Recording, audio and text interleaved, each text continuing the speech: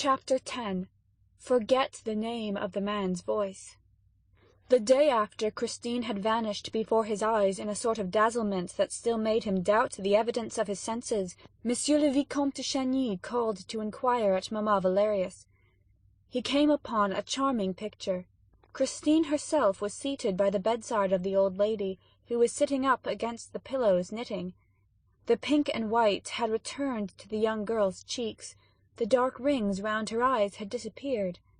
Raoul no longer recognized the tragic face of the day before. If the veil of melancholy over those adorable features had not still appeared to the young man as the last trace of the weird drama in whose toils that mysterious child was struggling, he could have believed that Christine was not its heroine at all. She rose, without showing any emotion, and offered him her hand. But Raoul's stupefaction was so great that he stood there dumbfounded, without a gesture, without a word.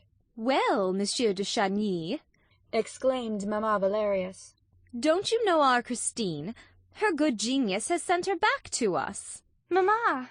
the girl broke in promptly, while a deep blush mantled to her eyes. "I thought, Mamma, that there was no question of that. You know there's no such thing as the angel of music." "But, child, he gave you lessons for 3 months. "Mamma, I have promised to explain everything to you one of these days, and I hope to do so, but you've promised me, until that day, to be silent and to ask me no questions whatever." Provided that you promised never to leave me again. But have you promised that, Christine?" "Mamma, all this cannot interest Monsieur de Chagny." "On the contrary, mademoiselle," said the young man, in a voice which he tried to make firm and brave, but which still trembled. "anything that concerns you interests me to an extent which perhaps you will one day understand. I do not deny that my surprise equals my pleasure at finding you with your adopted mother, and that, after what happened between us yesterday, after what you said, and what I was able to guess, I hardly expected to see you here so soon. I should be the first to delight at your return, if you were not so bent on preserving a secrecy that may be fatal to you. And I have been your friend too long not to be alarmed, with Madame Valerius, at a disastrous adventure which will remain dangerous so long as we have not unravelled its threads, and of which you will certainly end by being the victim, Christine."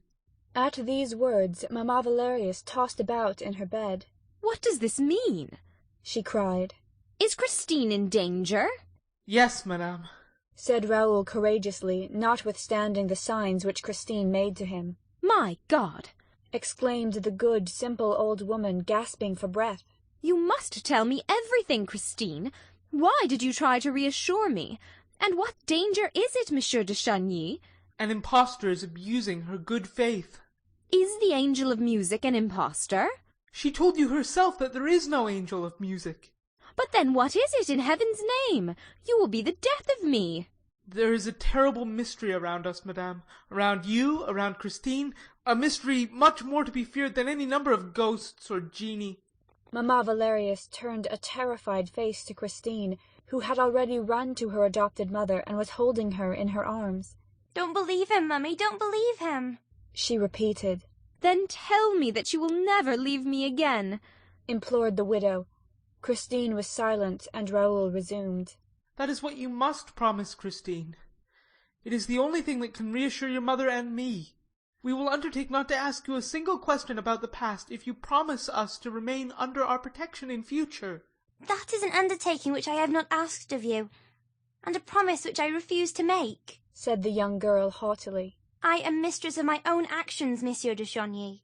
You have no right to control them, and I will beg you to desist henceforth. As for what I have done during the last fortnight, there is only one man in the world who has the right to demand that account of me, my husband.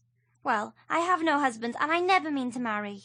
She threw out her hands to emphasize her words, and Raoul turned pale, not only because of the words which he had heard, but because he had caught sight of a plain gold ring on Christine's finger.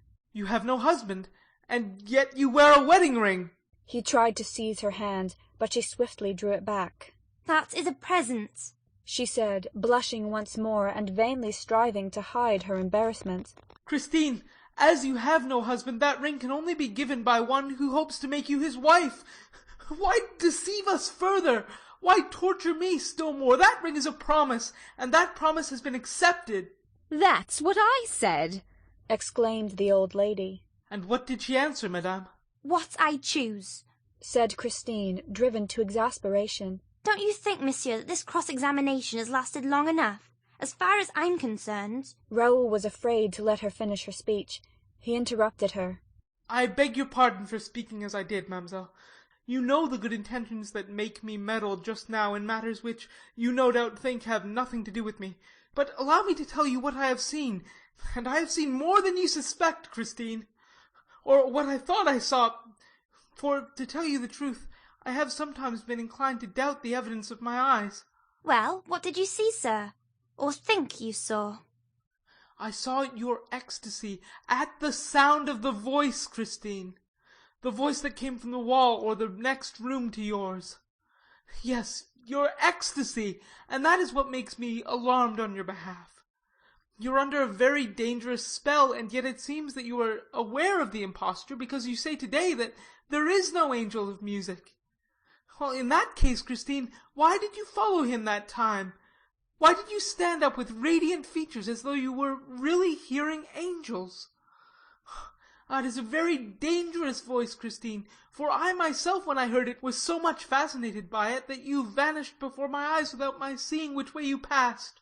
Christine, in the name of heaven, in the name of your Father who is in heaven now, and who loved you so dearly, and who loved me too, Christine, tell your benefactress and me, to whom does that voice belong?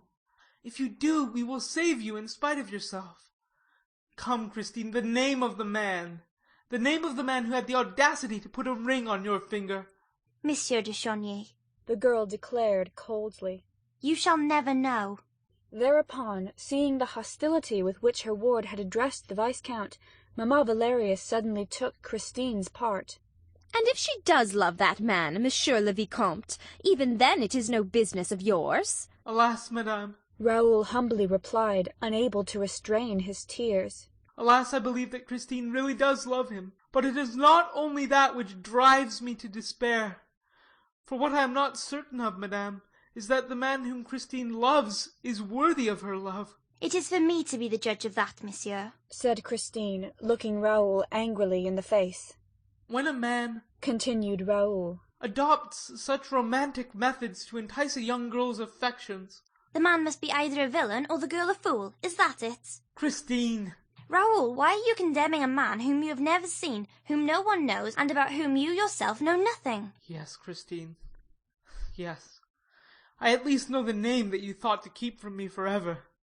The name of your angel of music, mademoiselle, is Eric. Christine at once betrayed herself. She turned as white as a sheet and stammered. Who told you? You yourself. How do you mean? By pitying him the other night, the night of the masked ball. When you went to your dressing-room, did you not say, poor Eric? Well, Christine, there was a poor Raoul who overheard you. This is the second time you have listened behind the door, Monsieur de Chauny. I was not behind the door. I was in the dressing-room, in the inner room, mademoiselle. Oh, unhappy man, moaned the girl, showing every sign of unspeakable terror. Unhappy man, do you want to be killed? Perhaps. Raoul uttered this perhaps with so much love and despair in his voice that Christine could not keep back a sob. She took his hands and looked at him with all the pure affection of which she was capable. Raoul, she said, forget the man's voice, and do not remember its name. You must never try to fathom the mystery of the man's voice. Is the mystery so very terrible? There is no more awful mystery on this earth. Swear to me that you will make no attempt to find out. She insisted. Swear to me that you will never come to my dressing-room, unless I send for you. Then you promise to send for me? Sometimes, Christine? I promise. When? Tomorrow. Then I swear to do as you ask. He kissed her hands and went away, cursing Eric, and resolving to be patient. End of chapter 10.